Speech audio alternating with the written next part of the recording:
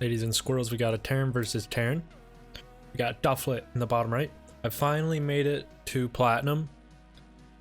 God, that took a while. And we got Moon Cheese in the top left. And I'll tell you what. Cheese is one of the hardest things to deal with when you're in Platinum. They're just so good at it. The Void Rays, the Reapers, the 12 pools. Oh, they're just so fine, so well done. Just exquisite cheeses from all races.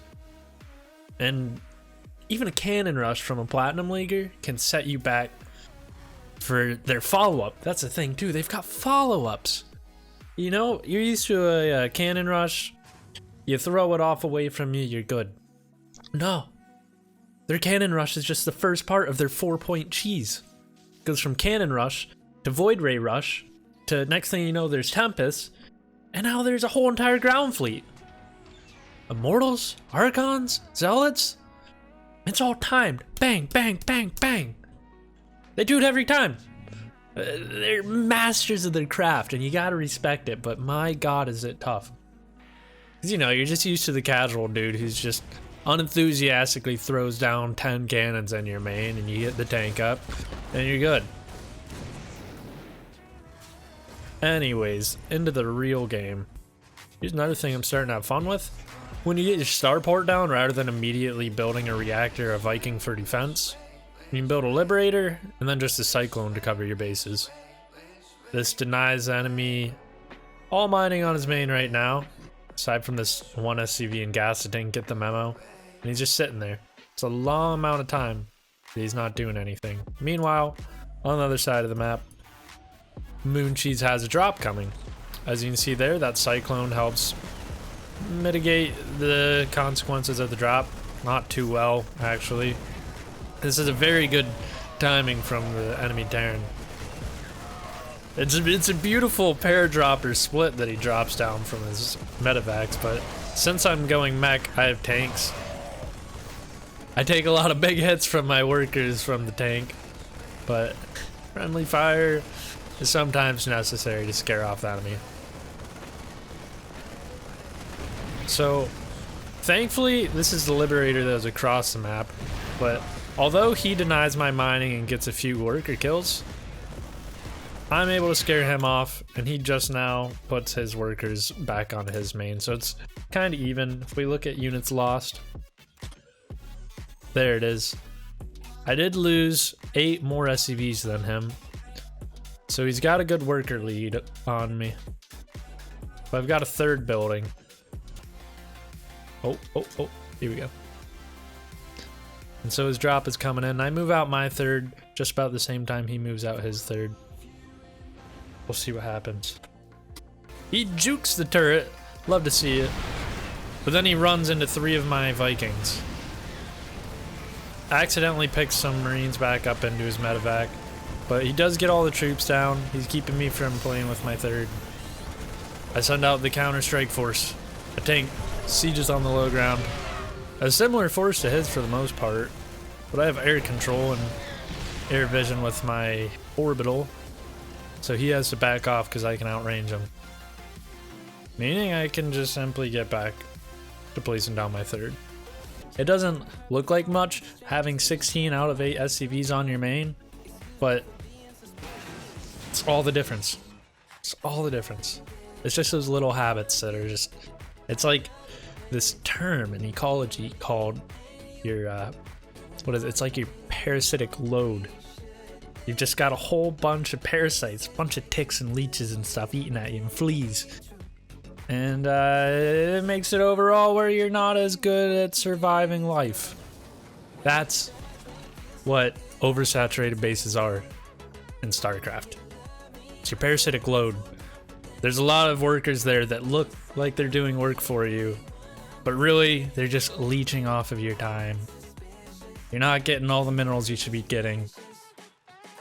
And next thing you know, the Protoss comes over with a massive death ball and just destroys you. It's not the fun things to watch and talk about, but it's the ones that matter. Sure, we can all talk about wolves and moose and how shooting wolves will hurt their population, blah, blah, blah. But we really need to talk about the ticks on those wolves and how those wolves really feel. More importantly, there's inbreeding load. There's a decreased fitness because there's so much inbreeding going on in a population. It's really bad for the genetics. It's really bad for being able to hit. All right. Anyways, my 5th is under attack. Let's see how that goes. We got Planetary Fortress. Love to see it. I'm making those boys into Hellbats. This isn't the best micro, I will say.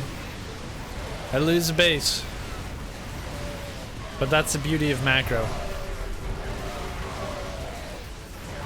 I finally bring the weight of my Terran army over. He starts walking into my tank line. And this looks like it's a big hit to me. But if we look at the other side of the map, he doesn't have a 5th. So it's not too bad. And plus, my 4th is just chilling here with no SCVs on. So, really doesn't matter. Eventually I can shuffle my SCVs around. Finally I'm maxed out, so I start looking at how we can cause a little trouble. He shows up in my scanning range, so I start moving the might of the Terran Mech army.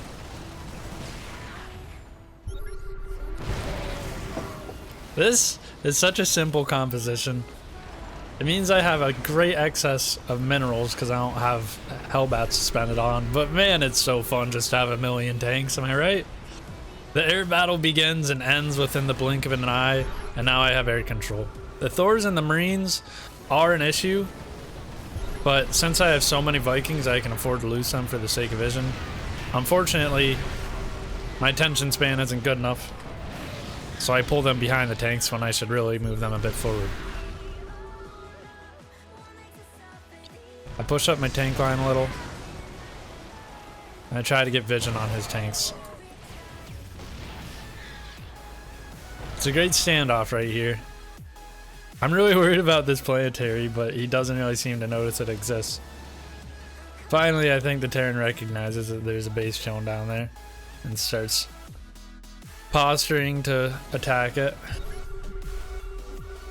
In response,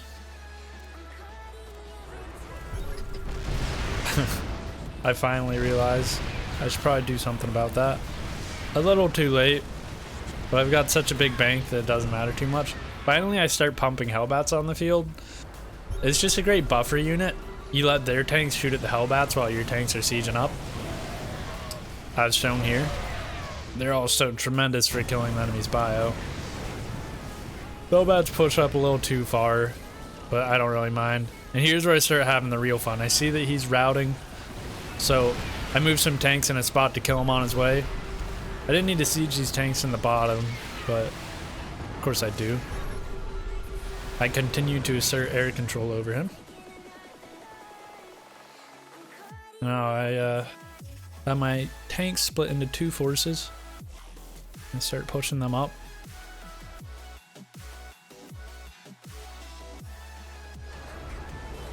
Here we go. Full on frontal assault. I siege his first set of tanks. The second set is highly out of position, so I take some big losses here. I fall the second division of tanks back in order to help protect my bases. This one solitary tank holds the line, gets shot down. If you notice in the production tab, I finally start building Thors. I've had enough of this funny little tank game, so try to get them on the field a little. I don't need them, but you know, he's got Thors. I should probably have Thors. Moon Cheese is having a blast.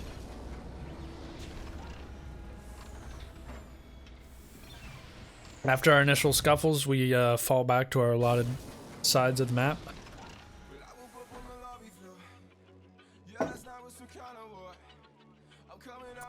And now I reposition. I know one thing that happens a lot is players get hyper focused on one side of the map, like the bottom lane. And they just keep attacking and retreating along that same point. So my way of countering this is to just do a massive swing to the complete opposite side of the map, aka his top base. Because he's still positioned all the way down here, while I'm setting up over here. And by the time he's going to come over to this side, I shall have likely killed the base.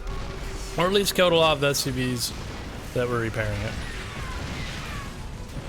And these outer edges really do matter, because that's where all the fresh mineral lines are at. My reinforcing Terran force gets caught up in the action, but it allows the sieging force to continue bombarding. The reinforcing force also allows me to take control of the high ground. Unfortunately, I don't kill the planetary fortress, but I do take out the Terran's army. And we get the surrender.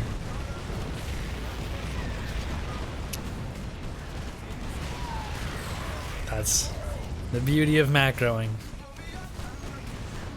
Not everyone's great at it. If you get good at macro, then no matter what, if you survive the first 10 minutes of the game, you start getting in the lead. Thanks for watching. That was an interesting one, I know. I'll see you guys in the next chapter. Subscribe and check out my playlist of StarCraft 2 education commentaries. Okay, bye.